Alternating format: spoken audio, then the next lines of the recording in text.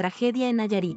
6 perritos rescatados fallecieron en incendio de refugio animal. Una tragedia sacudió al colectivo animalista Colitas Felices Tepic, luego de que un incendio arrasara con su refugio ubicado en la localidad de Pantanal, municipio de Jalisco, Nayarit. El siniestro cobró la vida de 6 perros en proceso de adopción y dejó pérdidas totales en las instalaciones. El fuego consumió por completo jaulas, transportadoras, láminas y todo el material con el que cuidaban a los animales. De los 9 perritos que se encontraban en el lugar, solo 3 lograron sobrevivir. La Fiscalía General del Estado ya abrió una carpeta de investigación para determinar las causas del incendio, mientras que los voluntarios del refugio denunciaron públicamente los hechos al encontrar su albergue completamente devastado. Colitas Felices Tepic, una organización que lleva años rescatando y promoviendo la adopción de animales en situación de calle, enfrenta ahora uno de los momentos más duros en su historia.